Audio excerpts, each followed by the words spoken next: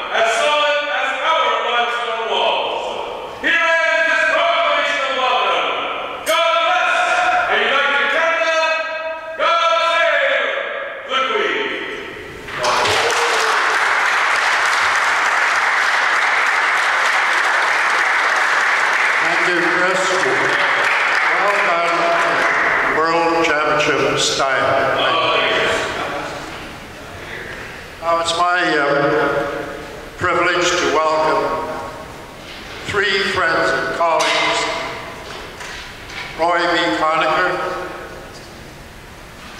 Art Potter, and Fred O'Donnell. Would you please come forward and take your place at the table?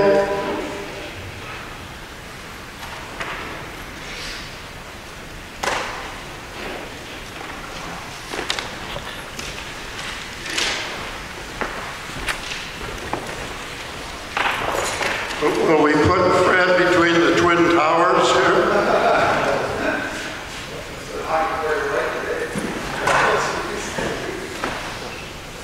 Anyway, ladies and gentlemen, contribution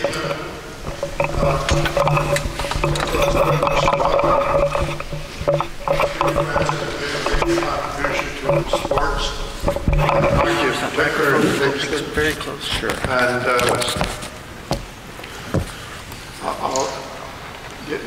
the idea is to have an opening statement from each one, and then to follow with questions and answers so we could make the brew puff by 12.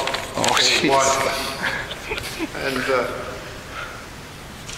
first, just to eliminate long introductions, we provided sheets of information on each one.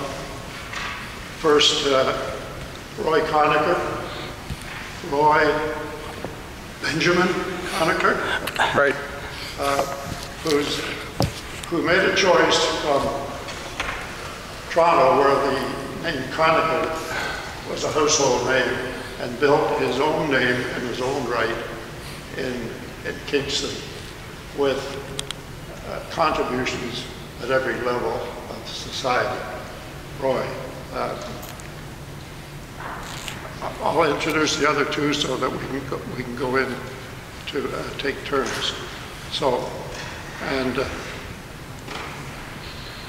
on Roy's right is Fred O'Donnell, who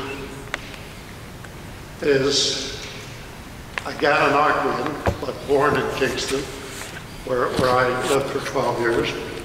And I just came across an interesting picture a while ago where he scored 7 goals in one game at Pee Wee and 25 in the series with Nathaniel. And he showed his talent early and went on, of course, to Boston Bruins and the Whalers, and a successful career as coach, Kingston Canadians and Queen's University, the last championship team of Queen's. And joining us at this end is another close friend, Mr. Mark Conacher. And Mark has been involved in every sporting venture over the last 20 or 30 years. He was the youngest sportscaster in Ontario with CKWS, and has followed his interest in Hall of Fame and other groups. So why should this old age-stained wretch have a microphone in his hand when we have a professional sportscaster? And I'll hand this to Mark, and I thought maybe it would be a good opportunity for him to show his professionalism. And what we'll lead off with a statement from Roy Conacher. Roy? Well, thanks, Bill. Thanks for the warm welcome. And hello, everybody. When Bill first called me to ask if I would participate in this, he said, well, you can speak a little bit about your family and your own personal history. And I told him at the time, I said, well, you know, you realize the number of my family that played in the NHL would probably be about 5 hours before I can finish the story. So somehow I'm going to have to shorten it right down. Anyway, as some of you may know, there are 3 brothers in the Hockey Hall of Fame, the only 3 that have been inducted, and they consist of Lionel Conacher, Charlie Conacher, and my father, Roy Gordon Conacher. How did it all start? Well, my paternal grandparents had 10 kids, 5 boys and 5 girls. And of the 5 boys, 3 went on to success in the National Hockey League. Life was tough back then, really tough. They were living in poverty in the central part of Toronto, and my dad recalls being sent out with his twin brother Bert to pick up coal on the railway lines so they could have heat. Lionel was the one that really got things started. He was a superb athlete, and as some of you may know, he participated in multi-sports. Lacrosse was his first love, football. He played for the Argonauts way back, and ultimately wound up taking up hockey at the age of 16. He never was a good skater, but he managed to impress people, and ultimately wound up playing for the Montreal Maroons, and then went on to the New York Americans. He was a defenseman, rugged and tough as they come, and if you ever see a picture of his face, you notice his nose. I mean, it's pushed right back in a number of places, so I don't know how many stitches he took. Charlie was about 9 years younger, and he started his career in Toronto, played on a Memorial Cup team, and went on to join the Leafs in the late 20s, and played through the 30s, in fact, into the 40s. He was a flamboyant guy, no question about it, both on and off the ice. There are monthly stories that he got into a bit of scraps on the ice as well as off the ice. One story, of course, some of you may have heard, is in those days, some of the players liked to imbibe after they played, and they wound up in a room, hotel room, with some of the journalists, and in one case, a journalist was held by his ankles out the hotel window because of some of the comments that he said. He said to them the hardest shot of the day, and I saw him play only in respect to the Old Timers Association. I did not see him play, obviously, because I'm of that age. But there was one incident where he took a shot and tore the glove off Long John Henderson, and it was pretty impressive. So my dad played in the NHL for 11 years, some of which was interfered by the war. He started in 1938, 39, and before that he played with Wright Hargraves in Kirkland Lake. This gentleman here who asked me to mention that. So anyway, so he started with the Boston Bruins in the 38-39 season, and also in the playoffs. For a rookie, he scored well over 20 goals, and that year he was neck and neck with Frankie Brimsek, who was also a rookie in terms of the Calder Cup. So the not the Calder Cup, but the Rookie of the Year. Yeah. He went on to a career for about 3 years with Boston. They won 2 Stanley Cups. And then the war called, and he joined up and went with the RCAF overseas and played for the RCAF hockey team, both down east in Halifax and also in England. When he got back in '46, he was a little bit pudgy and out of shape, but nevertheless, Jack Adams asked him to join the Bruins again, and so he went back to the Bruins for 4 games, and they decided he was not worth keeping. So what they did, they traded him to Detroit, and he went there for the 46-47 season. He roomed with Gordie Howe.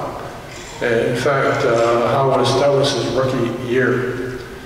So at the time, my dad was assigned number 9, and Gordie was playing with Slayer number 17, I think. So after the year, Detroit decided to trade him to New York.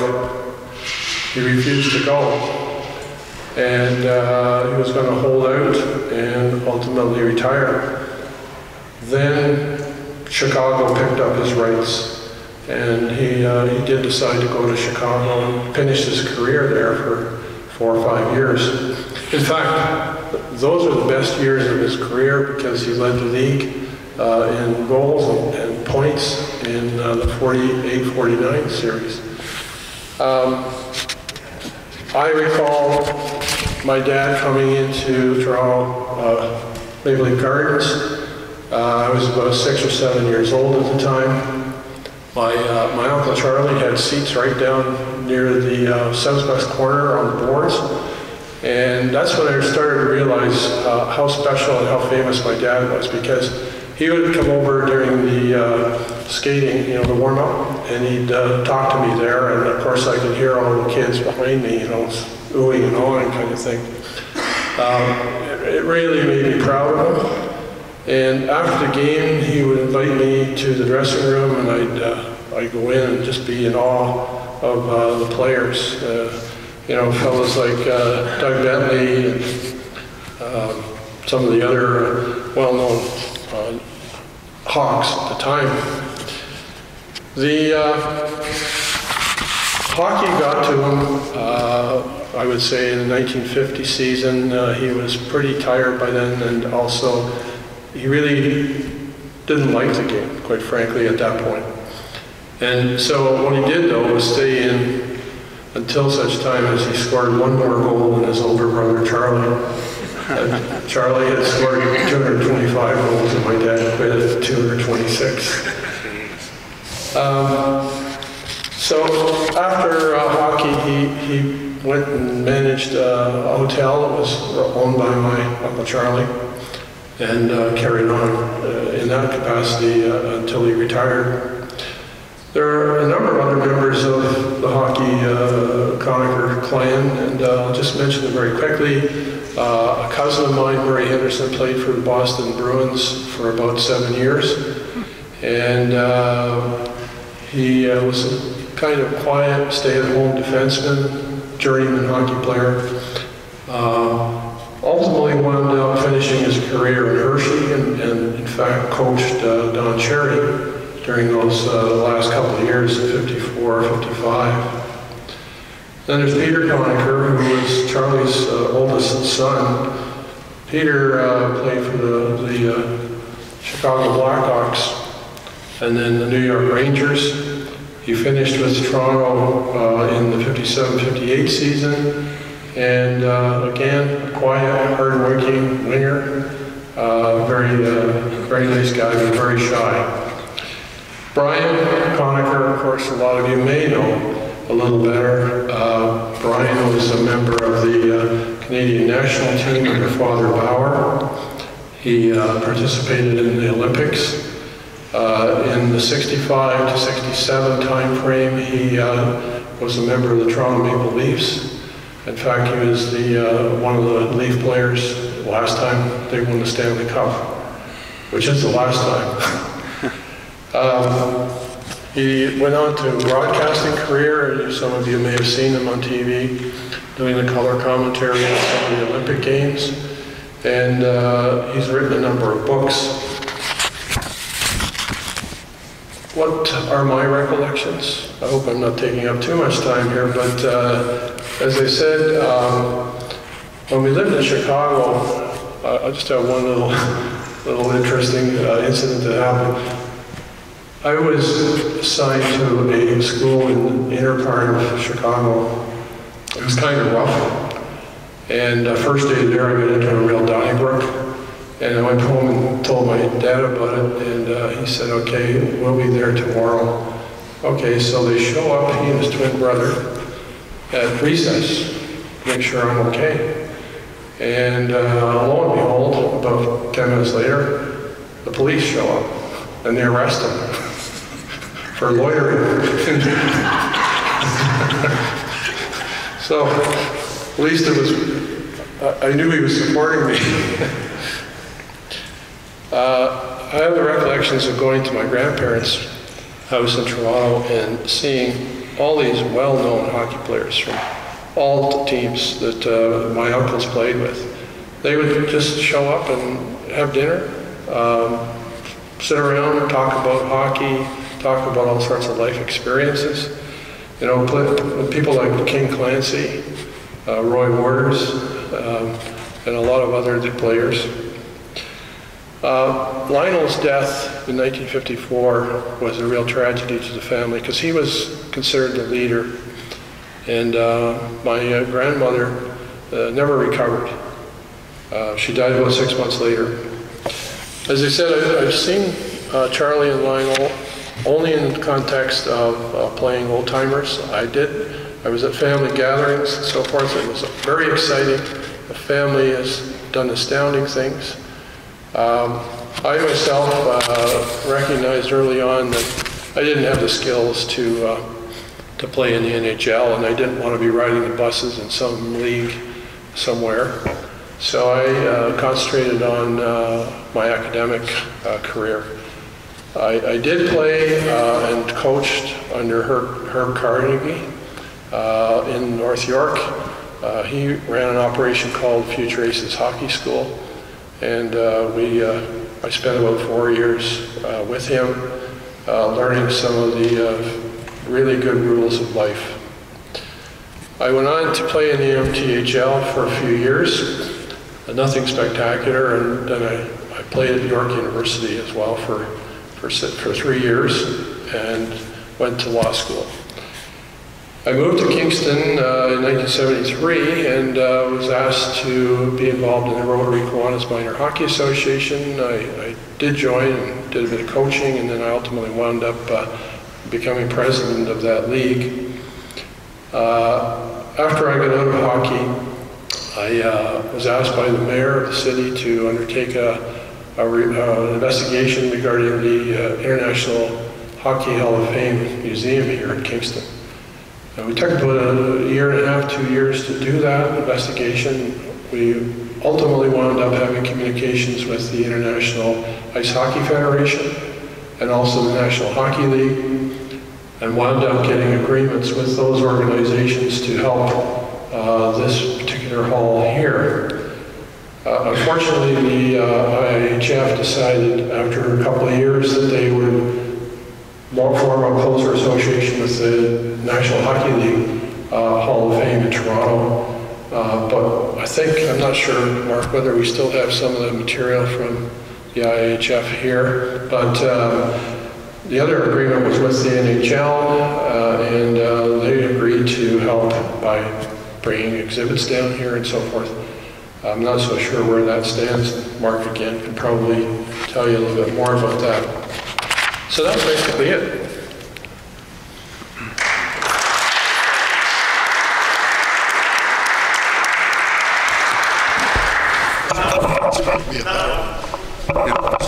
I just want to, okay, this is for the Is this okay? This one? Yeah, it's still on? Okay. Maybe I should have went first after the family, of the Conachers. That's a tough act to follow. But what I decided to do today, Bill asked me to come in and talk a little bit, and I know that you guys are into the history of the hockey and all the facts and figures, and I thought, well, I'd probably just talk to you about my personal life and my hockey experience going from Gananoque right through to finally coaching and managing the Kingston Frontenacs, or the Kingston Junior Canadians here years ago. So first of all, how many of you, we'll talk about Gananoque, how many people know who Doug Higgins and Rick Eaton are? Does anybody know? You're anyone not from Gananoque, do you know who Doug Higgins and Rick Eaton are? Wayne? That's correct. They were the two players that the scouts came to Gananoque to scout, and they were Doug Higgins, Rick Eaton. They both played for the Bernie Amo Bantam hockey team, and they were playing the Parry Sound Shamrocks at that time. And I was actually at the game when the scouts were in town. The rink was full, and Bobby Orr came to town, I think with Bill was their coach, Turk Broda. At that time, Turk Broda was their coach, and earlier in the day, Bobby had played a Pee-wee game in Wellington, and then came to Gananoque and played the Bantam game against the Gananoque team. And the thing I remember about it was that one of the fastest players on the Gananoque team, Gan was leading by 1 goal, and Andy Wilson took off, and Parry Sound had taken their goalie out of the net, and Bobby came out of nowhere and swooped in, took the puck off him. Gananoque ended up winning the game, but the buzz was about Bobby Orr, and that's when the switch went from Higgins and Eaton to Bobby Orr. So that's kind of an interesting, I really enjoyed this, thinking about that and going back to the Wellington Street Arena and that game in particular. And when we grew up in Gananoque, the Rotary Minor Hockey Association sponsored minor hockey, and we as kids only paid $2 to play minor hockey at that time. We paid $1 for our sweater and $1 for teeth insurance, as I remember. And that's all we paid for the whole year. And that's when I met Bill Fitzel. Bill was working in Gananoque, working for the Gananoque Reporter and the Kingston Whig Standard. And it was always a thrill to score a couple of goals and have your name in the paper. And Bill was always so kind and diligent to do that. Looking back, that's quite a quality to have, to give those young players that type of encouragement. So other players from Gananoque that commend at the NHL were Bob Daly, Gary LaRiviere, Alan McCauley, and Jay McClement. And it was a great little town to grow up in. And then I was drafted, I went to Oshawa for 3 years. I was coached by Ted O'Connor, Ike Hildebrand, and Doug Williams. And some of the teammates included Ian Young, Barry Wilkins, Dale Talon, Terry O'Reilly. And one of the things that happened back then, everyone was under a C card. And the year before I went to Oshawa, the Bruins had flown the Flyers and the Oshawa Generals to Boston to showcase OR. And they played at the old Boston Gardens. And then my first year in Oshawa, they wanted to showcase Sanderson again, so they flew both teams down to Boston. And at 17 years old, I was playing in the old Boston Gardens. And it was interesting. There was no seats in the area around the arena. They were all like, you would go into a bar and they were just seats like chairs you'd find in a bar, which I thought was kind of interesting. So they flew us down there and showcased OR and Sanderson. And not too many people knew that or remember that. And the other thing that happened while we were there was really, we played the Montreal Junior Canadiens in Oshawa, and they had Tardif and Houle, and that was the last year that the Montreal Canadiens got the first 2 players out of Quebec without the draft. And so they were kind of the chosen ones, and that night we had a big brawl with the Junior Canadiens. They had a tough team and we had a tough team. We had guys like Ivan Bolderev and Terry O'Reilly and Bobby Stewart, and Terry O'Reilly fought Tardif and broke his collarbone. And that was like on a Thursday in Oshawa. And we had to go back and play against the Junior Canadiens on the following Sunday. And we took the train down, and I went into the Forum, and I kind of wanted to see the Forum. So I went out to the bench, and I looked up, and the Grays were full of people. And I looked to the usher, and I said, you know, what's going on? I said, was something happening here? He said, son, this place is sold out. And that night, and I'd have to verify this, but I think we set the all-Canadian record for a single hockey game. It was, I don't know what it sat at that time, but it was like 16 or 17,000 people for one game. So that was pretty interesting as we went on. We lost the game, but we set a record.